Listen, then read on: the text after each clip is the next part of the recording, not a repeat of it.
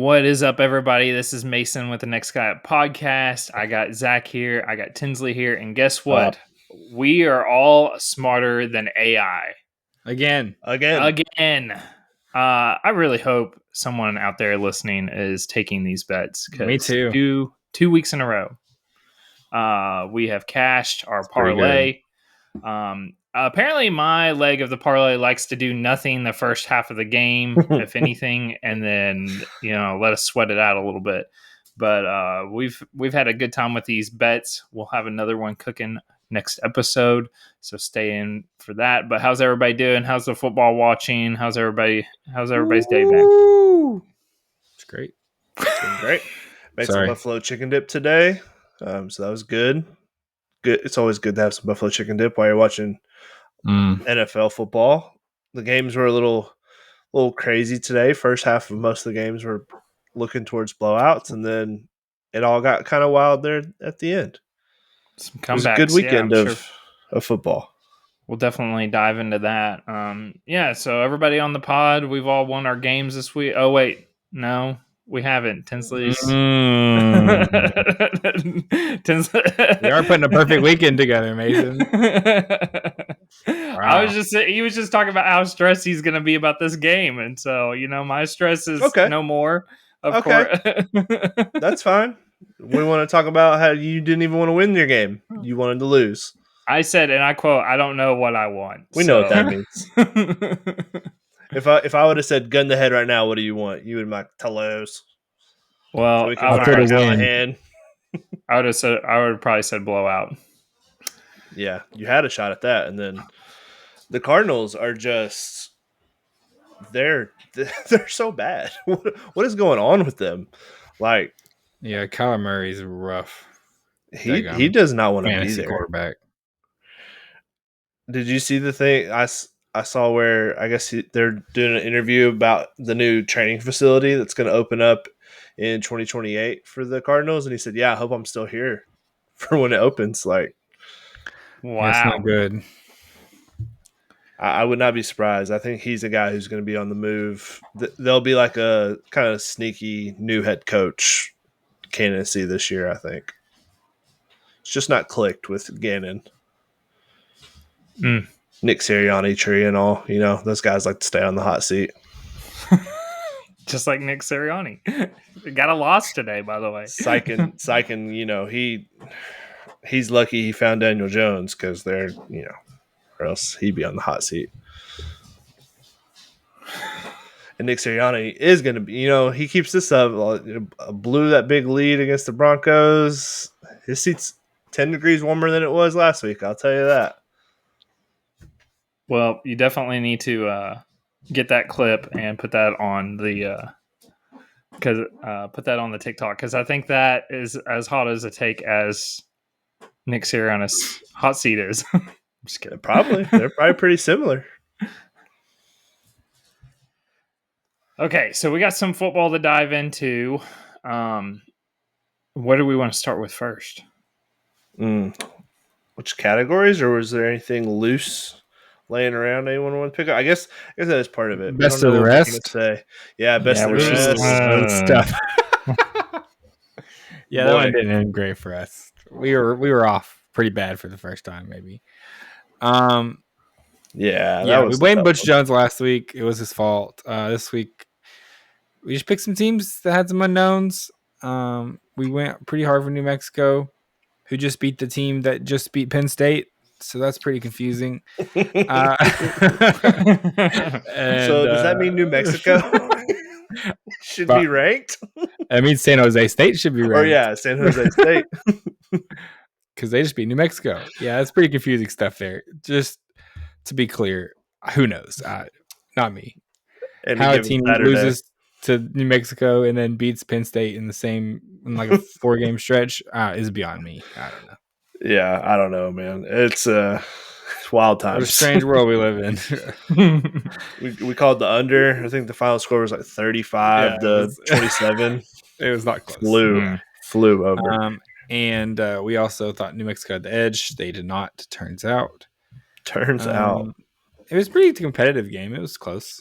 Yeah, it was fun. I fell asleep watching it. Yeah, it was late. Yeah, I did start really late. So it was fun. That's 3-2 on the best of the rest. It's time for a bounce back. It's time. 3-2 is still just fine. Above 500. Above 500. That's making the playoffs in the NFL. It's pretty good. All right, yeah. No, I mean, I don't want to give away categories because some of us have a lot of points already. And some of us were trying to play defense the whole season and got a couple of points. Who could that be? I don't know what you're talking about. I don't have any crazy takes. I watched more games. I found myself flipping around today. Realized that you didn't have the Jags just on the mind. Yeah, when the Jags are on, I'll just sit through a commercial break and just watch. I don't want to miss it. You gotta take a break. You need the break sometimes. Yeah. We'll see if that's any. I don't know. Tomorrow, I can't be on Twitter. Cannot be on TikTok tomorrow. I could be a loose cannon, one way or the other. I like that. We already found the head ref. The Chiefs are 11-0 with him reffing their games. Yeah, Tins is pretty mad about some potential calls from the before ref. the game even started. Who apparently the games that the ref is in, the Chiefs tend to win. 11-0.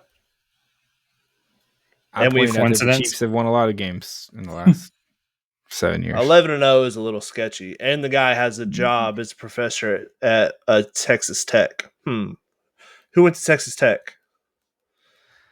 Good Who has question. his number retired at Texas Tech? Even that's can't think of anybody. Which that's a joke. He didn't do anything at Texas Tech, so why is his number retired there for his success in the NFL? He didn't do anything there. Did he win a game? Did he win any cool big games? I don't know, to be honest. I feel like he's part of the air raid offense over there. I just feel like he was part of the era where it was like Big 12 was just putting up humongous numbers every week. Well, yeah, that's fine. We'll retire numbers for that. Sure, I will. All right. Then someone better get ready. Hendon Hooker's number needs to be retired then. It might be. First playoff appearance. No, he almost hit the playoffs. Just kidding. Just kidding. That was a heartbreaking He didn't actually do that. Okay. Do we want to break some stuff down here, folks? Yeah, let's dive in. Boy, I got a lot of fraud of the week. So I've got like multiple. I'm not sure what to do with those. Just say all of them. A lot of frauds.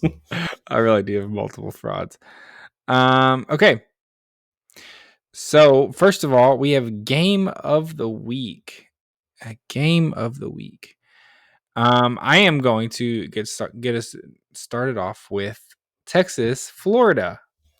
Tens. Fun game over here in the swamp. Did you pick that?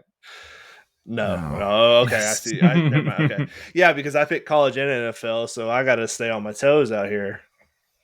You do. You are bold. You're the bravest of us all. So Texas at Florida, a big upset. If only a podcast told you this could be an upset potential, that was us. I called this game. It was only like a 6.5 point spread, 7.5, something like that. And Florida, Texas kept it close late, but Florida was up by pretty big late in the game. This Florida kind of just dominated line of scrimmage. Texas could just never really get things going. They were slow rolling. Arch Manning had 260 pass yards, but he had 2 touchdowns and 2 interceptions. 16 for 29. He had 15 carries for 37 yards. It's not a great number. He just ended up not playing great, kind of what his MO has become, which is just he's kind of a mediocre quarterback in the SEC. Dylan Lagway had a pretty good game. I think the story still is that Florida's defense is pretty good, and Florida's offense can just do anything. They're going to be a hard team to beat coming down the stretch here. The real winner is Billy Napier, who somehow continues to be the head coach of Florida Gators year after year. So this game might have just saved his career again. Shout out to him for just winning that one big game every year that saved your job. I'm glad it was Texas and not Tennessee later on, hopefully. Yeah. So you got it out of the system early.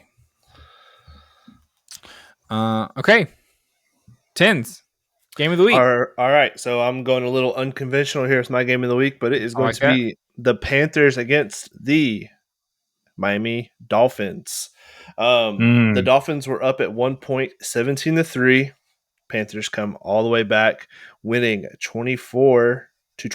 Right? Is that the final score? I think. Regardless, I'm looking. Just you got a Dolphins team that thinks maybe, okay, we got a big win last week against the Jets on Thursday Night Football. Like, it's time to start getting this thing rolling in a positive direction. And you lose to the Panthers, who are just the worst of the worst. CJ Stroud, or not CJ Stroud, sorry. The other bad quarterback from that draft class, Bryce Young. Just started out the game looking bad. They bounce back and rally. You blow a huge lead to a bad Panthers team. Mike McDaniels, after the game, looks defeated walking into the locker room, like he took like a little mini walk outside the locker room before he walked in, looking sad, because I think the writing's on the wall. Like, it's over. Mike McDaniels, you're fired. Mm-hmm. It could happen tonight, honestly. Tua, you're done. Like, it's just the whole thing's about to get blown up. So my game of the week, the Panthers, for that rally comeback and ending the Dolphins season. 27-24. I'm not sure what score you said, but close enough. I was close. All right, let's hear your college game. My college game of the week. Did you do two? Did you do a college and a? No, I don't normally do two. Oh, okay, never mind. I do two for the preview, but for categories. But, yeah, I mean, in my opinion, I was really looking forward to this college slate, and it ended up being kind of a bummer. Mm. But there weren't any cool games. There were no games I really was like, nothing too crazy. That was something. Okay. I mean, other than Penn State and UCLA, but I'm sure we're gonna get to them very soon. I'm sure, yes, 100%. Okay, I'm gonna go for my game of the week. I actually predicted this as my game of the week last week, and it did not disappoint. That'd be the Buccaneers at the Seahawks. This was a shootout. It ended up the total score was, I believe, like 73 points. The final score ended up being 38-35, and it was an insane game. Baker Mayfield scrambles out of the pocket and throws an 11-yard touchdown with 1 minute 8 seconds left to tie the game at 35. Unfortunately, Sam Darnold threw a pass that got deflected and picked off, and then Baker Mayfield does what he has done literally and the Buccaneers all season long, where they had great field position, kind of marched down a little bit further just to kick a game-winning field goal. Somehow the Buccaneers always find a way to win games like this. Yeah. They end up being 4-1, and all 4 wins have come within the final minute of the game. Both quarterbacks threw for over 340 yards each. Just crazy electric game, and it did not disappoint. Yeah, that was a fun one. Yeah, the Bucs have just some magic right now. Baker just refuses to be out of any game. Even the game, the one loss against the Eagles, like, they came back and they almost pulled off a comeback in that game too. Almost won that one, yeah. All right. Okay, next up, we have Performance of the Week. And here for Performance of the Week, my nomination is your very own Nico Iamaleava. Shout out to my guy taking down Penn State almost single-handedly. I will tell you, this guy had almost 300 yards of offense. He counted for 5 touchdowns, folks. 2 passing and 3 on the ground. He took the game over and he said, "You know what? We're not going down like this." And he rose to the occasion like we all knew he would. Shout out to Nico. I hope this is worth it for you. An interim head coach, and a brand new offensive coordinator. Just a wild set of events there. But Penn State goes to UCLA in front of hundreds of people and take the L. They stormed the field in a very funny video where it looked like when Vandy stormed the field a couple years ago. It was like they were just like filing onto the field quietly, and they were just like, "Okay, cool, good work, guys." Against Penn State, what did it move to go from the whiteout last week to at UCLA in that environment, and then lose both games? James Franklin, he really probably is fraud of the century. Can't win the big one. Shout out to my guy. Penn State maybe eliminated? Question mark. I mean, it's close. That's two losses. Their schedule is very soft. They have Ohio State still. Yeah, but beat Ohio State and sneak in. It's gonna be garbage. But they've never beat Ohio State. They never. Yeah, we can't win the big one. That's the problem. So I don't know, but it was pretty funny. Penn State's one of those teams you just love to see lose. So I'm always rooting. I'm mad about that one. Pretty funny. Yeah, for no real reason. They've never done anything to me personally. I don't hope they succeed ever. I think the whole scandal, like Joe Paterno thing, I feel like they just became a national villain. Enemy. Yeah, that'll do it. Same with Miami. I feel like at one point they had a real bad boy vibe, and everyone was like, "Oh, this guy suck." Yeah. Miami might be back though. Okay, moving on. Mason. I'm going to go with congrats if you pick this person up on your fantasy team. I would never, because I don't know how to make fantasy football moves. That would be one Rico Dowdle, rushing 206 yards, touchdown, and like Tinsley talked about, helping the Panthers come back from a 17-point deficit to win that game. Love that. Shout out Rico Dowdle. For some reason, the Cowboys just let him walk in free agency, even though he was a very good player for them. Turned out, it worked out for him. Javonte Williams is really good. But, shout out Rico Dowdle today. Just absolutely carving up the Miami non-existent defense and getting us one step closer to that worst record in the season. My player of the week, performance of the week, is also... No, I'm just joking. No points. No points here. I went with David Montgomery, running back for the Lions, and that is because he becomes the first player in Lions history, first player since 1958 to have a rushing and passing touchdown in the same game. You would think a quarterback would do that, right?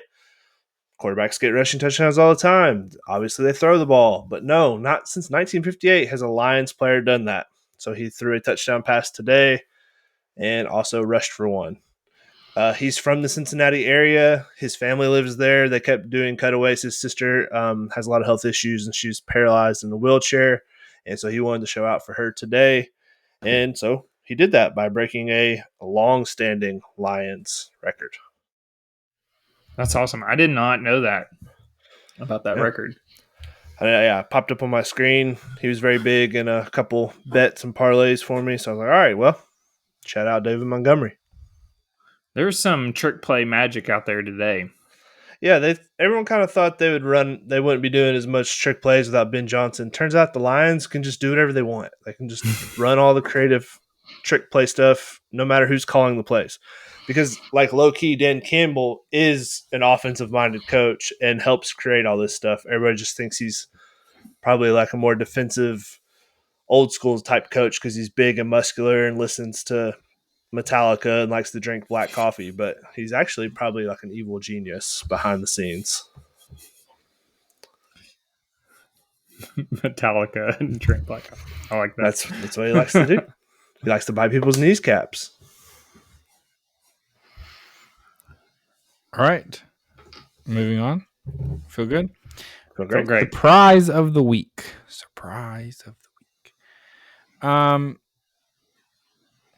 I kind of had two different frauds, I'm going to save one of my frauds. I'm going to go surprise of the week. Bill Belichick. Just getting bow raced by Clemson.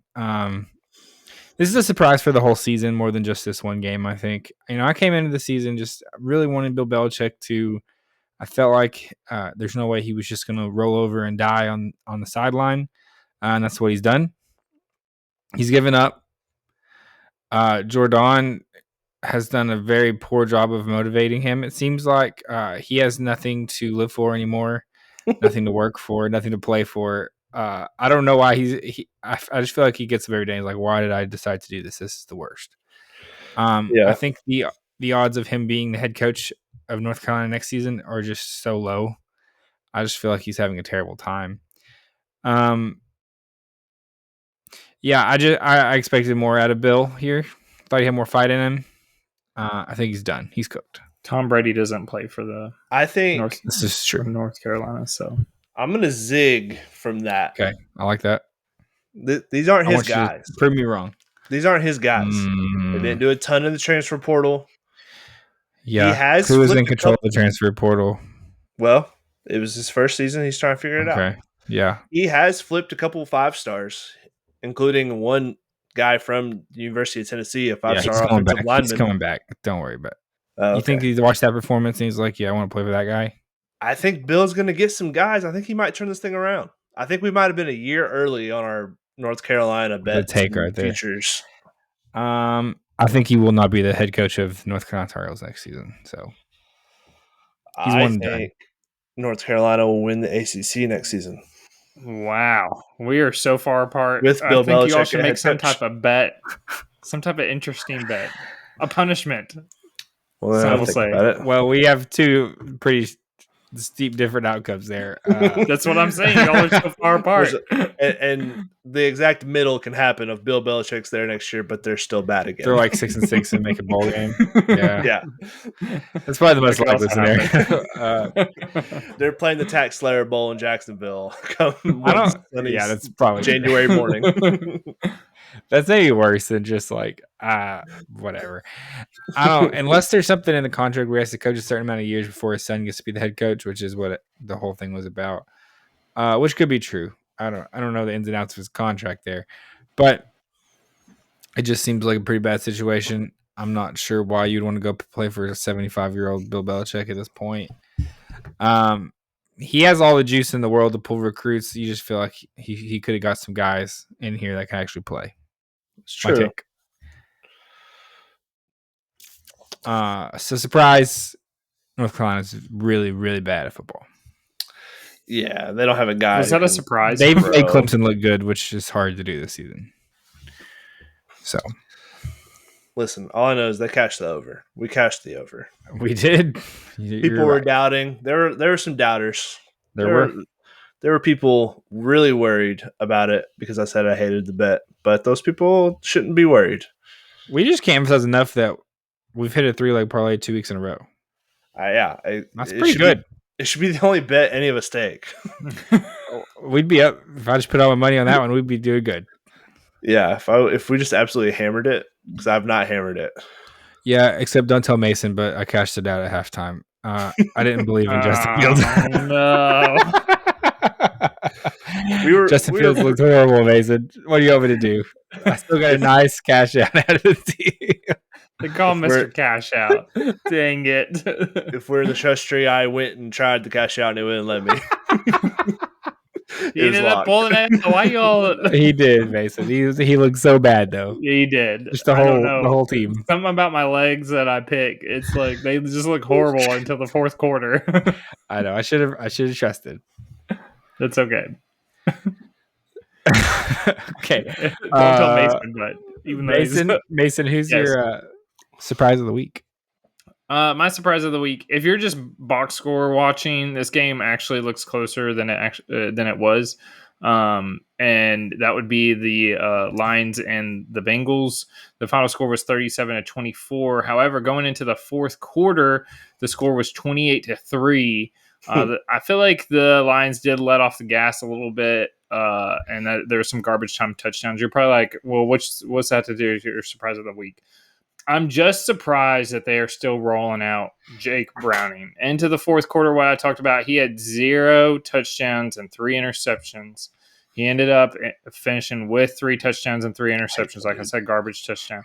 But I just don't understand why they don't try for. We brought this up in the past, but Kirk Cousins, Russell Wilson. I mean, there should be any other options out there, and they're going to continue. I feel like they're just wasting away their season here with the talent that they had. Jamar Chase did have 2 touchdowns, I believe. Once again, kind of the garbage time situation, but I just don't understand why I'm just surprised with that. Yes, tens.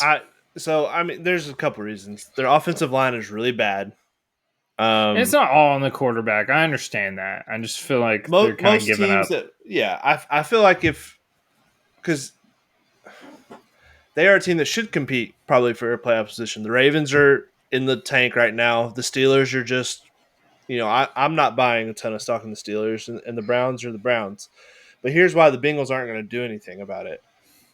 Their owner paid out a ton of money to Joe Burrow, Jamar Chase, and T. Higgins, and Trey Hendrickson this year. He's not going to go pay more money because they are the cheapest ownership in the NFL. They don't even have like their own practice facility for the longest time. They had to go share one with a high school whenever they're bad. Their owner sucks. They have to like walk across the street to their new practice facility. They take school buses to the airport for games. Like it's bad. He's not going to pay. He should go get Jameis or Kirk Cousins or do something, but they're just not going to because they could take advantage of they started out 2-0. How bad this division is. Yeah, the division's bad. You start out 2-0. As soon as Joe Burrow gets hurt, you go trade for a Kirk Cousins or a Jameis Winston or I don't know. There's other guys out there than Jake Browning. But they're not going to. They're going to end up with a top 10 pick. Zach Taylor will probably get fired. Joe Brady will be the Bengals' new head coach. That's kind of my prediction right now, which is not good. That's who you guys should have hired. I don't know who I want. Well, probably going to keep Callahan. Y'all keep winning games like this. Stop that. I mean, that's crazy. I love that. Zach, what the? I cannot wait to win this division. Jaguars kind of got the season backloaded with the Titans, so enough time to let the boys get right.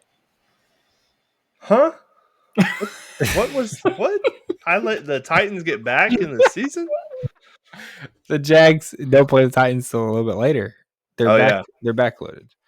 We don't play another division game until November 30th. You gave the Titans a lot of time to kind of get the pieces right. Yeah, Cam Ward going. I'm a little bit more focused on the Colts. But yeah, sure. I'm thinking about the Titans. That's okay. You can focus on whoever you want to focus on, Tins. Come in. Okay. I'm back on after that win. I just need one win. I'm back. That's all it took. It took Cam Ward throwing an interception and then the defender fumbling it and then you guys recovering in the end zone for a touchdown to win the game. Or fumbling on the 1 yard line. And yes, the player dropping the ball before the 1 yard line. You just got to get a little bit. You got to get a taste of hope. The taste of of winning. And that's the flukiest win of all time. I didn't say it wasn't. I said it was a win, though. It's a dub. Counts the same. Blowout wins and narrow wins that you don't really deserve count the same. 1 win. How many wins did the Jaguars get this week, Tins? 0. We haven't played yet. Wow. Let's not. He's already speaking into existence. I mean, if they got a win yet? No, they have not won yet. All right, that's That's fair. That's fair.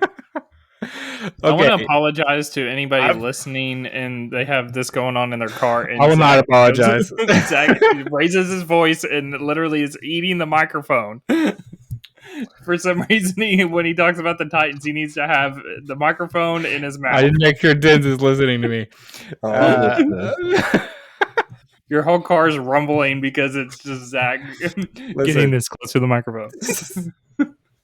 Listen, tired take. Ooh. Titans are tanking. Wired take. Division is in sight. Love it. All right, I now need to know the odds right now for the division. You should look that up real Probably quick. Better than it was last week. There's no chance. There's no chance. Is there a cash out option, Mr. Cash Out? If there wasn't, I'd take it already. While you looked that up, my surprise of the week, I'm going to go really bold here. Okay. It was going to be Washington beating the Chargers. Chargers kind of started the season really hot, winning their first 3 games, all in division, and they've kind of taken a little stumble here. The last 2 games, losing 2 in a row. But I'm actually going to change it from that, and I'm going to change to this Bills-Patriots game because we're still in the first half. But I apologize for anyone who's watching this game. Yeah, it's pretty gross. Every time I look down, there's a fumble, there's trash going on, bad football. The Bills are supposed to be this juggernaut of a team. I'm not worried about the Bills. They play no defense. They're getting real lucky that the Patriots have fumbled the ball 3 times tonight.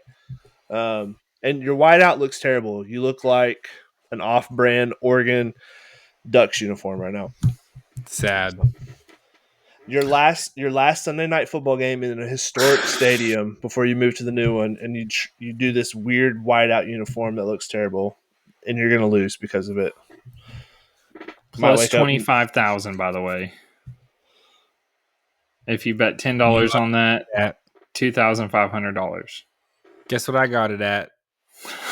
What'd you get it at? Oh, when did I take this?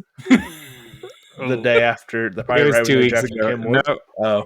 Why was it when I took the division winner? They were only 16,000.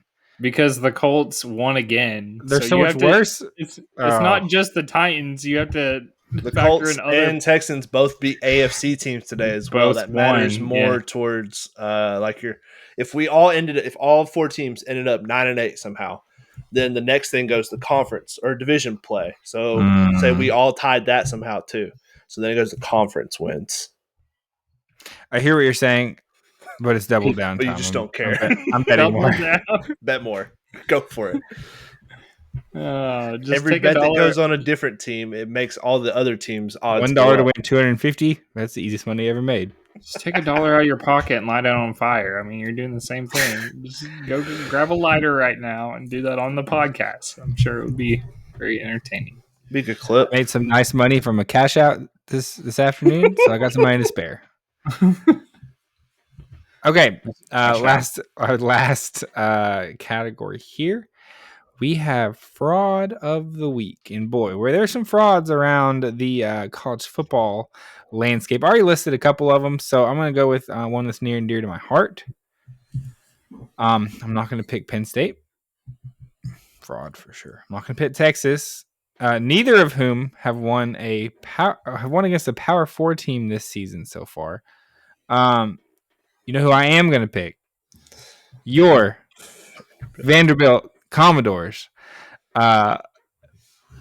Mainly because they talk so much trash and they felt like they were just they really thought they were going to win this game. They even went up early. They scored the first touchdown.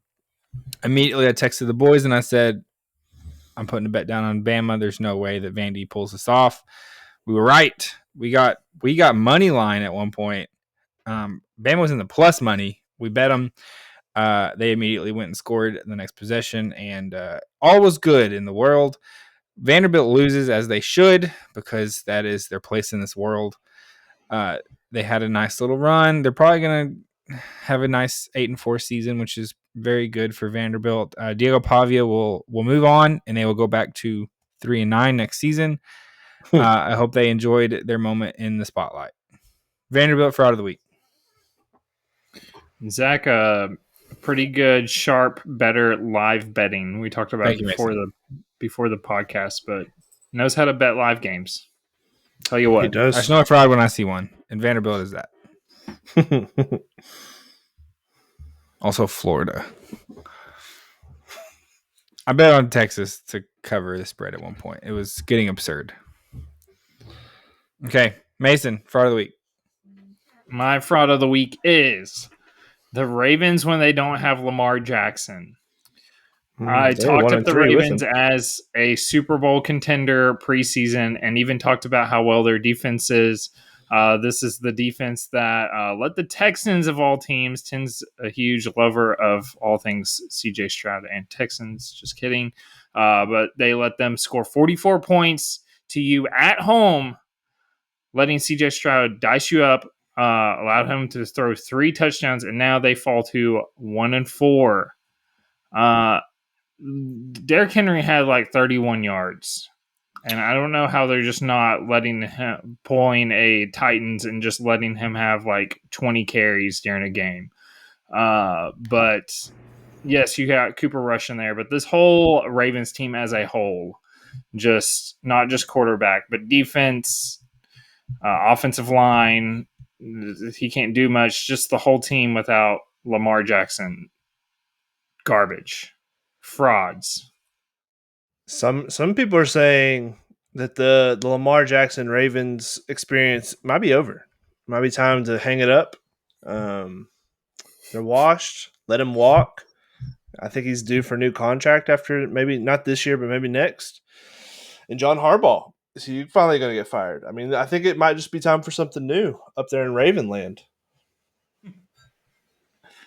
I think I can't tell if you're being sarcastic or if you're I'm just not. wanting to dismantle it. No, I like. I think it's going to take more than one bad season, and everybody's just going to blame it on the Lamar injury, even if this is just a literally done set over. They only win like 4 games or something. I don't know when Lamar Jackson's going to come back, but if they keep losing and it's already out of reach, which so far this division has not given any reason for it to be out of reach. Yeah. He could come back next week. I don't really know his timetable. Tense. I don't know. They said it was going to be 2 weeks. It was a minor hamstring, but the thing about hamstrings is they don't go away. They kind of linger. Regardless, this team might be cooked already, just off of what I've seen today. But I just don't trust the Steelers enough to You're not wrong. do anything about it. That's my only thing. Yeah, and the Browns had a close chance of winning, but that wouldn't have done much. If Joe Burrow was on that Bengals team and the Browns were not being the Browns, I would be a little more nervous, but we'll see what happens. But just without Lamar, embarrassing game today. Frauds. They are frauds. I like that one. I almost picked that one. But I went to college. I hadn't done any college yet today, I don't think. No, I did not. I was all up in the NFL. So I went with college for my fraud of the week because, and I've been saying this for a while, and I backed off of it for a little bit, but I should have stood my ground. Arch Manning is the fraud, not of just this week, but maybe of the last decade. We were promised a college football phenom in Arch Manning, a guy who was going to translate to the greatest college football quarterback ever just because his last name was Manning. I saw the high school highlights. This kid, if his last name wasn't Manning, would have been a 3-star recruit trying to walk on at Texas Tech. He probably would have tried to walk on at Texas or Northern Texas, like a small school. Mm-hmm. He's not that good. He's an okay athlete with a big arm. He's very inaccurate. He can't read defenses. And now he is getting to where he's super skittish in the pocket. He senses any pressure, he wants to take off. This is not the makings of the next coming of Manning football. It's just not. So, fraud of the week, fraud of the season, fraud of the century. Arch Manning. What fraud of the century? Wow. You heard it here first. I think it was just the overall hype of the last name and not being able to, live up to it. Live up to those expectations. Crazy. I don't think we've ever seen any type of Heisman odds the way we saw where we had the smallest sample size known to mankind, and he was favorited going into the season. Yeah, going into the season, he was like plus 600 to win the Heisman. And I don't think we'll ever see anything like that again until maybe once again another Manning comes. Until Peyton's kids are old enough. Exactly right. But any type of NFL player that has that last name and they come in, I guess it makes sense but you're never going to see that small of a sample size ever again, and they end up being the favorites. So, and this would be one thing if he was at like a smaller school, like I don't know, like a Missouri, a South Carolina, even if he went to like a Big Ten school like Minnesota or Rutgers, or, just like a school like that, maybe you could be like, well, he is super talented, but he just doesn't have the weapons around him. No, he's at Texas. His receivers are 5 stars. His running backs are 5 stars. All 5 of his offensive linemen are going to go play in the NFL. He has a first-round draft pick as his left tackle. They're a loaded team. So I give him no excuses to look the way he's looked so far. It's reported 5.5 to 6.8 is the estimate NIL money he made as of September of 2025. Yeah, good for you there, Arch. I mean, you at least made a lot of money, but that's he should probably just stay in college as long as he can, because he's not going to be an NFL guy. But like I said, fraud of the week, fraud of the year, fraud of the century, Arch Manning. You love to see it. Couldn't happen to a better guy there. Sorry, I had to step out for a few minutes. My child was screaming a lot, and so my assistance was required there. But Arch Manning, I agree. I think he's an excellent fraud of the year candidate. I don't know if there's ever been a more hyped quarterback that has fallen so far below expectations. I can't think of anybody either. Like maybe in the NFL, like maybe there were some like number 1 overall picks that kind of did. Yeah, where they just couldn't make the jump to the NFL game, and I feel like that's it. Yeah, there's plenty of examples there. But when it comes to college, and maybe like college anticipation, maybe Nico's up there too. It's those guys who are like had the nuclear type expectations and just never reached anywhere near it. Guys that came in their freshman year, like once they committed to school, people were like, "Oh, he's going to change our program for forever." Like, I don't know, I can't think of any hype like that as far as college players have come along. Yeah, and there's just, talking about 18-year-olds like that is just hard because it's like it's been kind of it's went around the internet a lot about kind of digging up some of his high school tape against some less than stellar competition. There's so many factors in high school that it's just, if you're just bigger than everyone else you play, and if you're playing against like, we all know there's a difference between playing like 2A ball and playing 6A ball or whatever, and there's some factors you can't really always control. So I will say Peyton Manning was at his son's game. Well, his son's in 8th grade. So let's do some quick math there. 2032 tank. Tank for Peyton's son. He's in 8th grade now, so that means he would be going. Yeah. Actually, you're right at it. 2033, maybe. Yeah, it depends on how long he spends in college. I feel pretty good about that. Tank for him. Let's get it going. Titans. We're already starting it now, so just keep it going at this point. I was just gonna. This is the most super random fact, but Tinsley was talking about he should just play in college as long as he can. I was curious of who has played in college the most ever. Do y'all know? There's some guys playing right now who are on the list. Like Diego probably is close to that, I bet.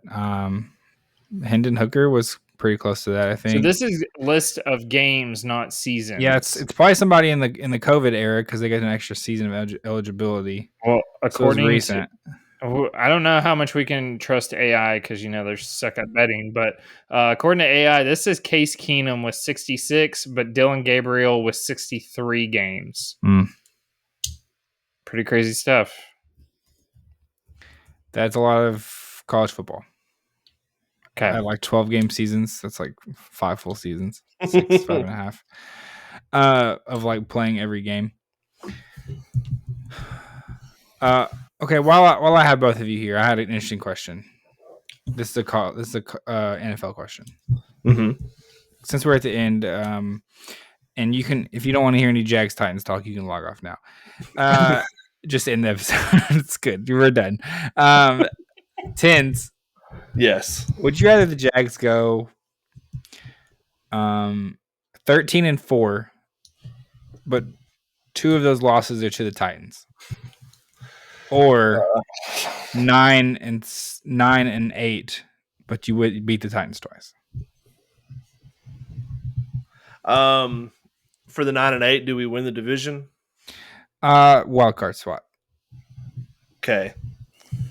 13-4, you said? Are we the number 1 seed in the AFC? Probably one or two. I don't know. It depends on how. Well, first round bye. Wow. Yeah, I mean, I guess that.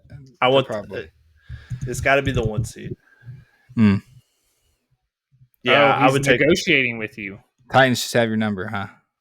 That's fine because I don't have a team in the playoffs. Because that happened in '99. The Jaguars lost 2 games in the regular season. Both games, the Titans. Yeah. Then we lost in the AFC Championship game against the Tennessee Titans. And you guys went to Super Bowl and lost by 1 yard. What about right? But yeah, we were there. It's true. That's true. Congrats. Should have been me. Me. Okay. Interesting. Yeah, I mean, there's a college version of that question too. It's like, it's the Ohio State question really from last year. It's like, would you rather win the national championship or beat Michigan? And I think it's pretty split fan base. Some people would rather just be Michigan, which is still the funniest. I mean, that game is still going to be one of the funnier, just because Ohio State's whole season could be ruined because of Michigan, even if they're undefeated and seem unstoppable, and just one game could just ruin it. Okay. Sorry to derail that. Anybody else got anything on your hearts, minds, souls, thoughts? Jags by 3 tomorrow in the rain. When you're listening to this, it'll be Jags tonight. by 3. Jags by 3. Shout out to your Tennessee Tech Golden Eagles. Another big win. We're going to have to cover them at some point in the best of the rest. Cover one of their big games. There is one coming up we might cover. Sneak peek. Ooh. Sneak peek. Okay. Well, I think that's going to do it for today's episode. We hope you had a great weekend. It's looking a little bit more like fall out there. It's feeling the college season is kind of heating up. We're starting to see some things come into place.